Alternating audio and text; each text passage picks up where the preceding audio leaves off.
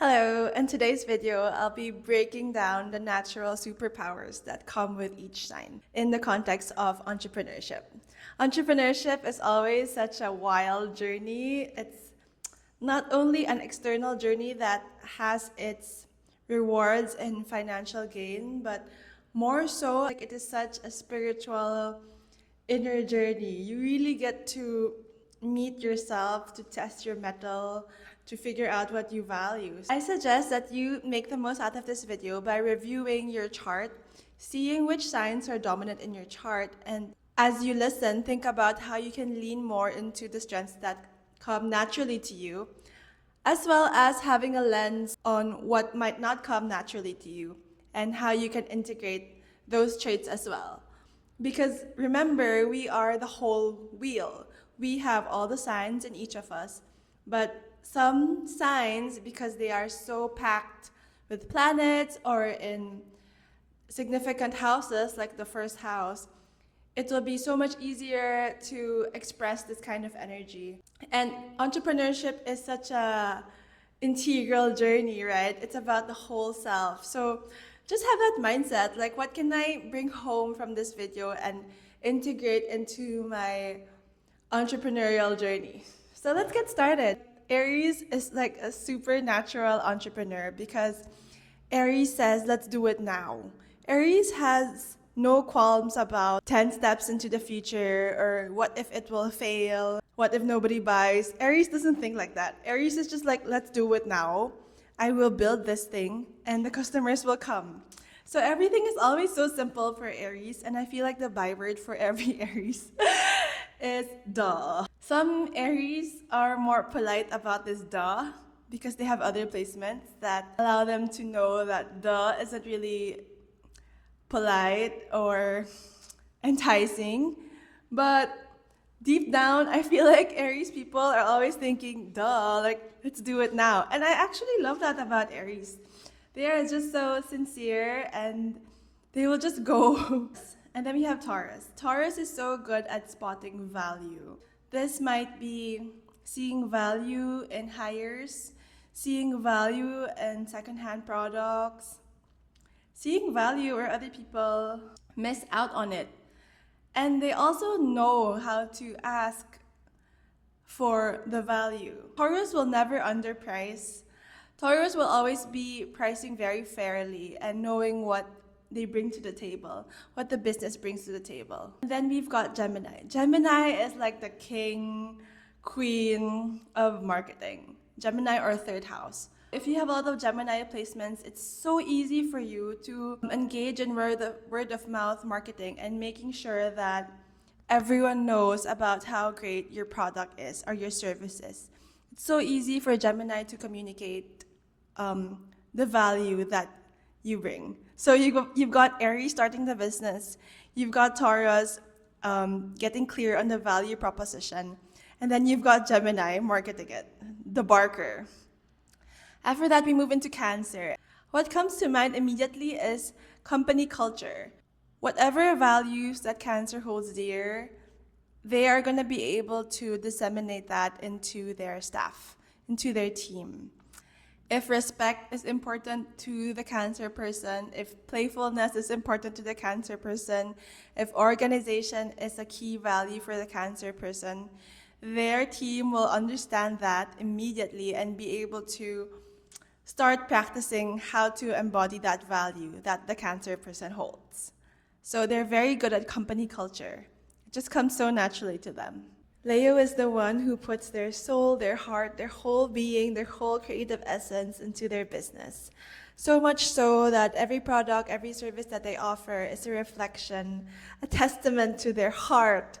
That's how heartfelt and all in Leo always goes into their businesses or other creative endeavors.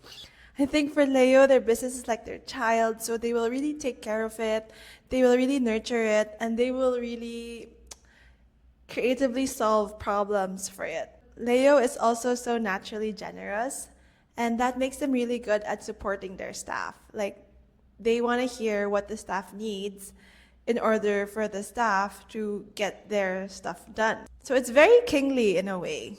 I also think Leo is secretly attracted to problems.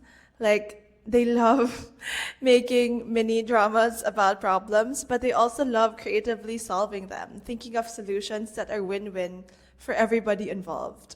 After that, we've got Virgo.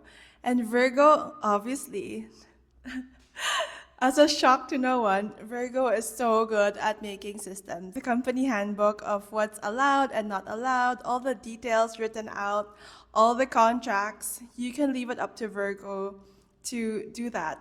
The purchase agreements, the annual reports, Virgo is going to get that down pat. Virgo is going to make sure that your inventory system is so obvious and so easy to follow. Afterwards, we've got Libra, and I think Libra is so good at selling because nobody understands the user experience like Libra. Libra is able to empathize with the customer without getting emotional. Like, it's very easy for Libra to access that mental state. Or if not Libra, seventh house, which is the Libra house, seventh house placements will find it so easy to be very pro-customer.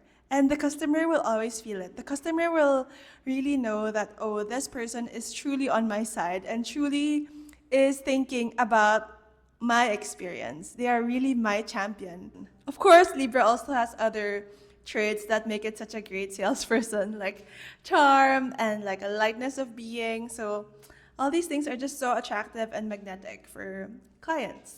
Then we've got Scorpio. Scorpio is the dedication to what we have, but the Scorpio entrepreneur is also about transformation. A lot of how do we continue to evolve and bring this forward, and what is the next iteration? I feel like Scorpio entrepreneurs are always wanting, desiring more. They are not going to be content with what's going well now. They will always be thinking, what can we change and how can we transform? How can we offer more value since it's the sister sign of Taurus? And it's also very good at getting into the deep psychology of customers and also the deep psychology of suppliers. Because Scorpio has such a deep, vast understanding of things, and it's always just thinking about the next iteration as well as what is really the truth of what's going on now. And I can't imagine a Scorpio entrepreneur losing because they are just so intense, especially when they're able to channel that intensity in a direction that is beneficial. Sagittarius. Sagittarius is like the philosopher entrepreneur, the teacher entrepreneur. They see their business as a platform to teach, to live out their philosophy, and to bring out the best in others. This makes Sagittarius so good at talent spotting, talent development, and they are so good at delegating because they are able to see you for who you are, to really witness you. I think that's something really sexy about Sagittarius. Sagittarius can see that, oh, you're so good at this, therefore I shall entrust this to you. You are so good at this, let me assign this project to you. And the people who Sagittarius delegates to, they end up feeling really honored, and they really take the trust that was given to them very seriously.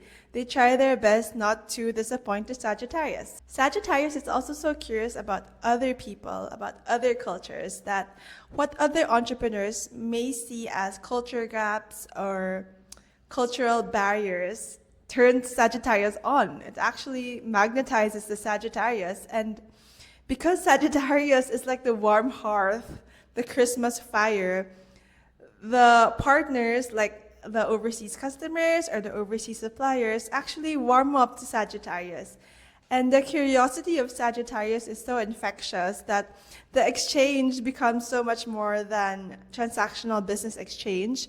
It actually becomes an exchange of ideas, philosophies, and everyone ends up having so much fun. A lot of relationships are built, and a lot of minds are expanded in the process. Okay, and then we've got Capricorn, which is like the owner of the workplace, the ultimate boss of the workplace. Capricorn is so good at work because to the Capricorn, work is life, work is love, work is everything. And Capricorn is so willing to sacrifice anything without even thinking that it's sacrifice. That is how much Capricorn is into work.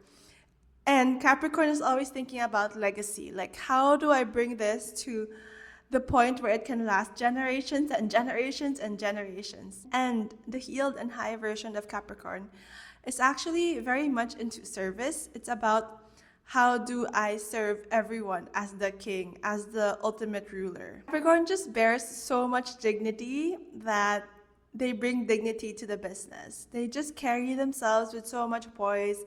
They are just such natural, scary leaders. They aren't fun leaders like Leo and Sagittarius are. They are just more intimidating, and they are very commanding of respect and obedience. And then we've got Aquarius. So I've seen that Aquarius entrepreneurs or Aquarius people in business are super into innovation, what is new, what is exciting, what is not yet discovered by everyone. The Aquarius is already feeling into that. And I also feel like Aquarius is so good at catching stuff that falls through the cracks. So catching misbehavior, catching any theft, stuff like that. And Aquarius will always sniff it out. You can't escape an Aquarius. At the same time, Aquarius is all about sharing with the team. The Aquarius entrepreneur will think about the whole team, how this company benefits the whole team, not just the entrepreneur. Fairness and equitability are super important to the Aquarius. And their teams feel that. These traits merit a very interesting and distinct Aquarian loyalty that the team will have towards the Aquarian leader. Last but not the least, we've got Pisces. And I think I've mentioned this in my previous video, that people think Pisces is so wishy-washy, Pisces is so forgetful, but no. Pisces entrepreneurs are freaking amazing vision holders. They can take the company from this to this, like beyond your imagining.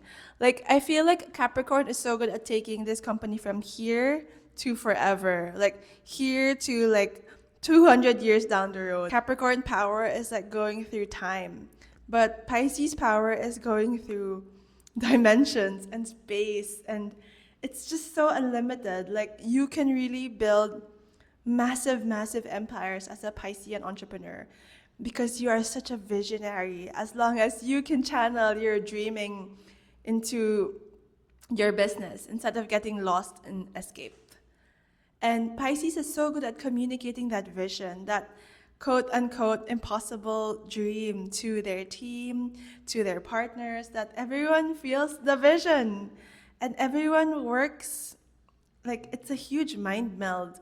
Oh my God, Pisces as an entrepreneur is like indestructible.